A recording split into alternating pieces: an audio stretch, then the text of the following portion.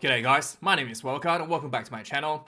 It's Tuesday, it's a news day. Let's have a look at what's happening in the world of rugby.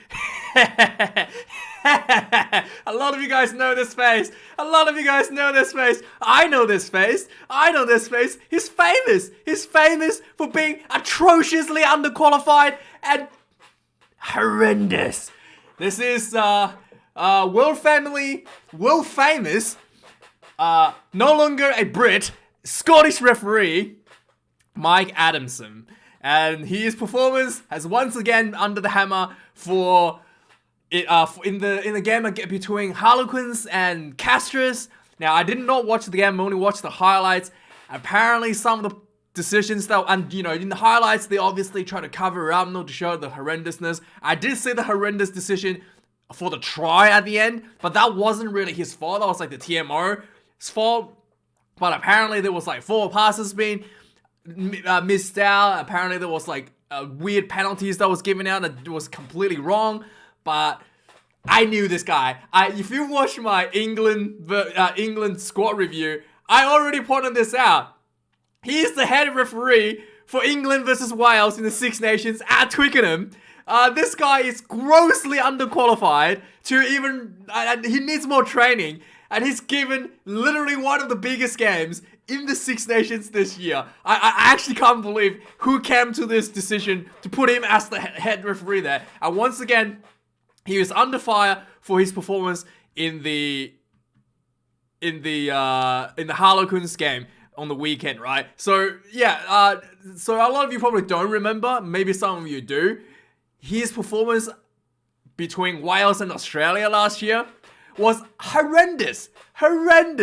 It was just like there was so many mistakes in that match. He just completely ignored. There was like the Welsh scrum was on the ground, like literally on their knees. After he said, stay up, don't go down, stay up. And the Welsh team goes down to their knees. No penalty, nothing. He just completely ignores it. There was like deliberate knock-ons by Wales, ignored again and again by this guy. And also, it was just horrendous referee. And this guy has been given England versus Wales. So anyway, let's have a look at the article. Basically, his performance was once again subpar. And one of the questions has been asked is that, why is this guy given 2 matches in the Six Nations and more qualified referees like Wayne Barnes only getting 1? There has to be something going on here. Why is this guy getting so many opportunities despite being so grossly incompetent, and yet someone that's way more qualified like Wayne Barnes is only given one match?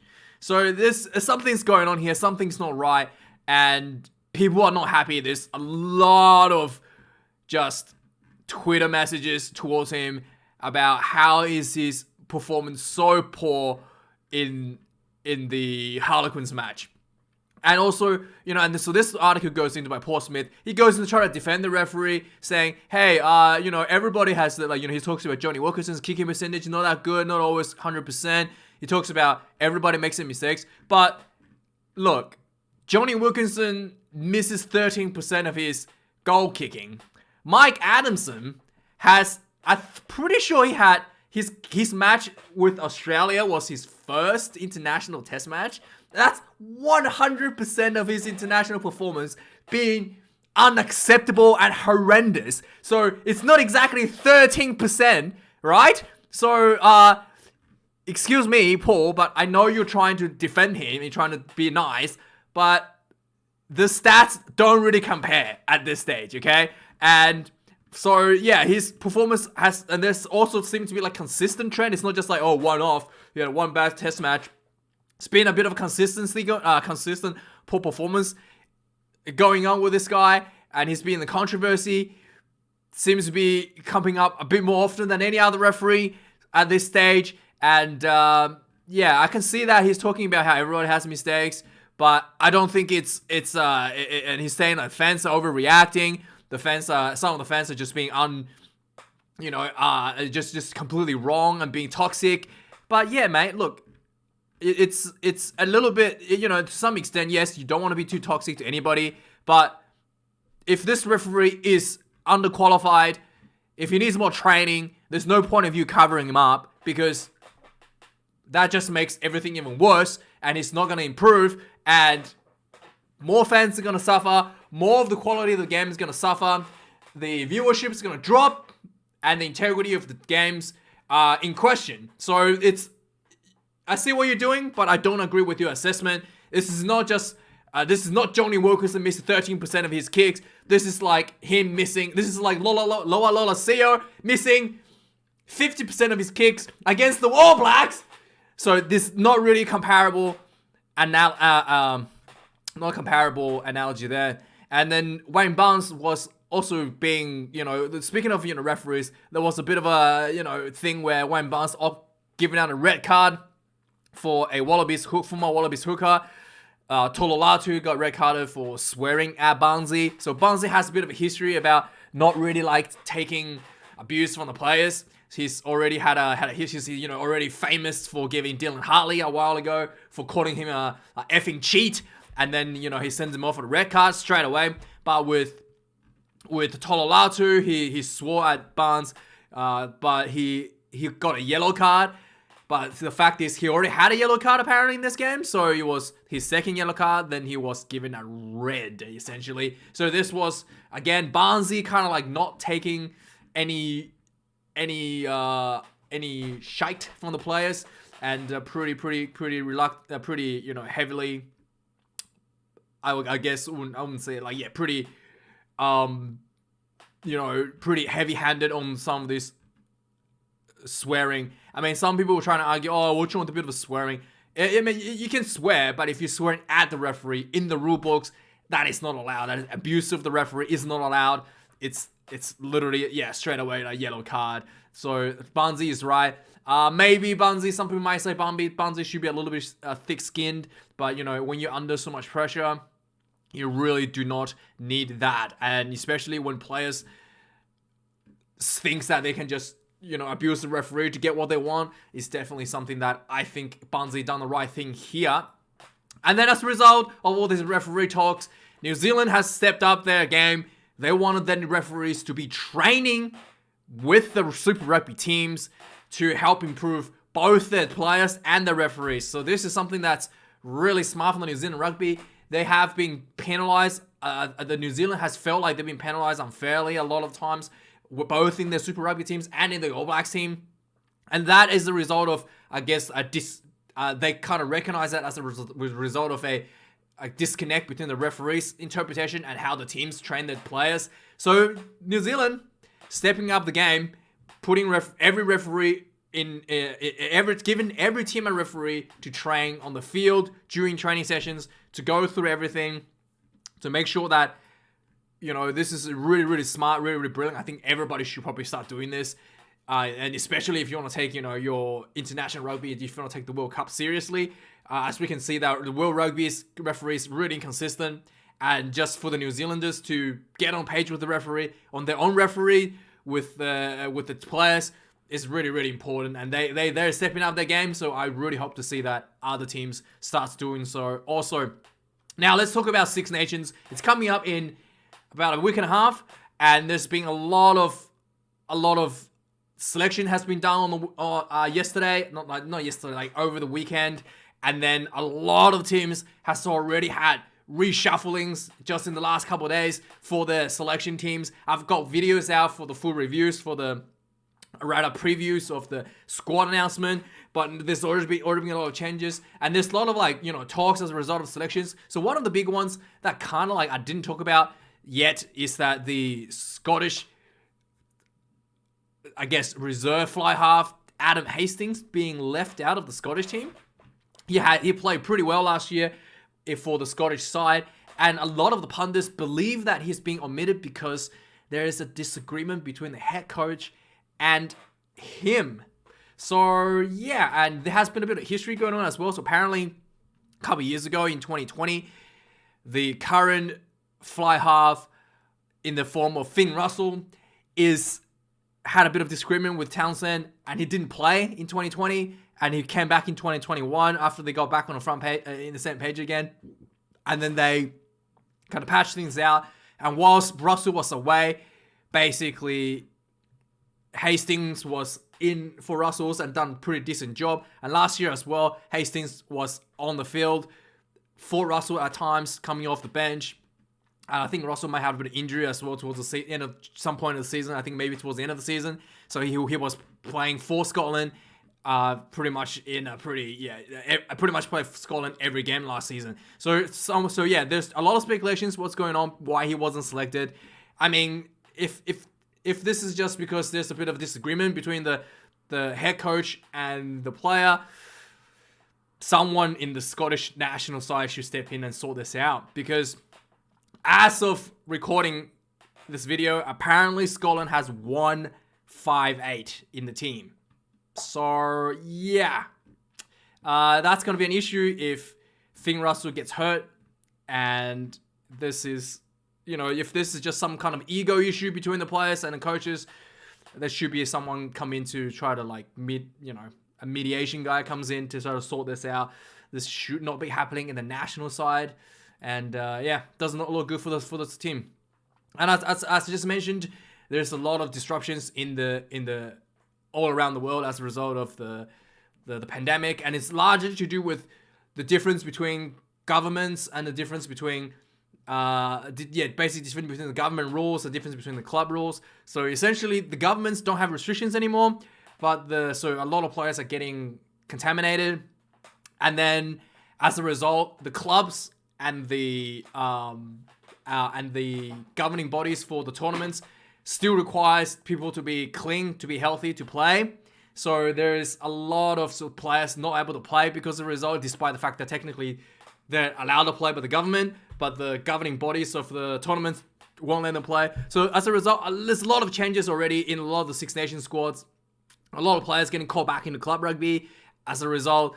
Let's have a look at what's been happening. So in France, 10 players withdraws, some of them because of injuries. So these guys, Dupont, Intermac, once again tested positive whilst in their club rugby. So they have been removed as currently, and then they have a few players being taken back to the club rugby as injuries, and then they've also got more people being injured, and so yeah, and more players coming in as replacements. So 10 players already been taken in and out of the squad because injuries and the pandemic for the French side, and this continues to other side as well. So England has an injury issue as well. So Ford is getting caught up, and Elliot Daly getting caught up.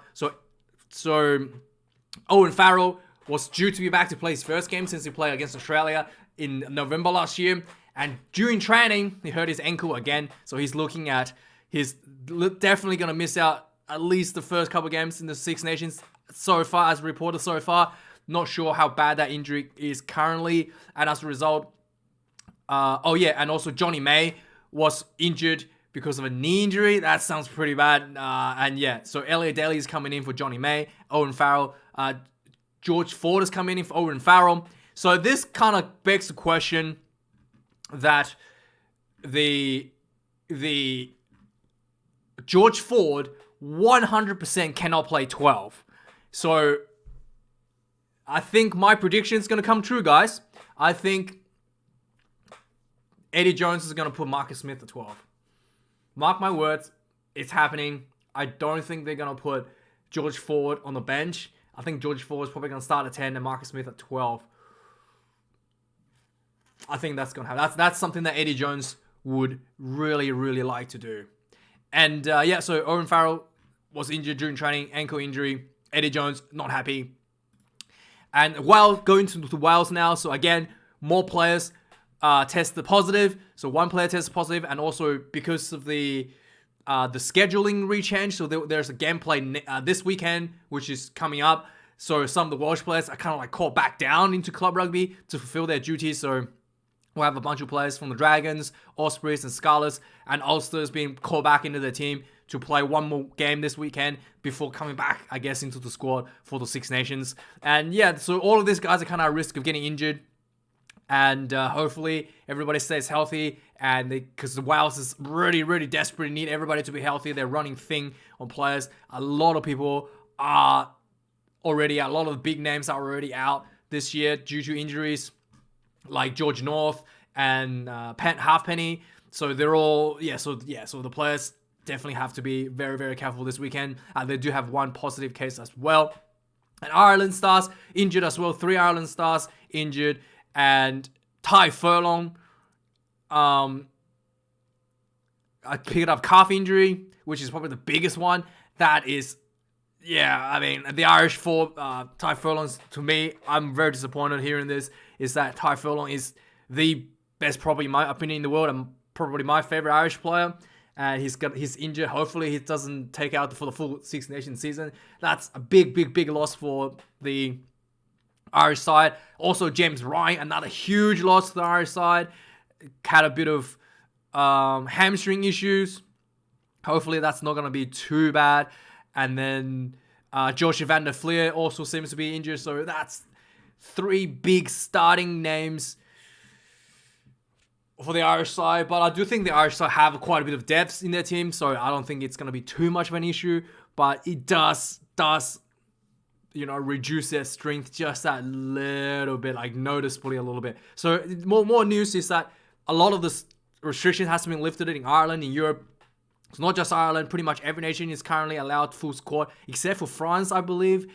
So all of the capacity is back in full strength. That is good news. So allow the fans back. And then in France, the politics has gone out of hand a little bit. So basically, Toulouse is threatening to sue the EPRC, which is the governing body for the French league. Essentially, their team was given a loss over the weekend to Cardiff because they couldn't. There was assessed too much risk of COVID. But basically, it was an outbreak inside the team. A lot of the players got the virus, but the Toulouse argues that they had enough negative tests on the day to fill a team to play the game. But despite all the negative tests, apparently the independent doctors from EPRC assessed the situation and estimated that it was too dangerous, and they cancelled again, awarded them a loss. So the Toulouse official Twitter, kind of official club, released like this massive Twitter statement, basically airing their grievances, basically saying that, when the games were postponed early in the year, they were happy to take the postponement, but suddenly now it's time for them to be postponed. They didn't give the opportunity to postpone, instead cancel, and also they had enough negative tests amongst the player base to play, and yet they were not allowed. So there's a lawsuit potentially going in to try to rectify this issue. I'm not actually sure how this is going to go down, but that's basically what's been happening in France. Finally, we have more chaos in Japan. So half the games on the weekend was cancelled in the one competition. And this is just what it is.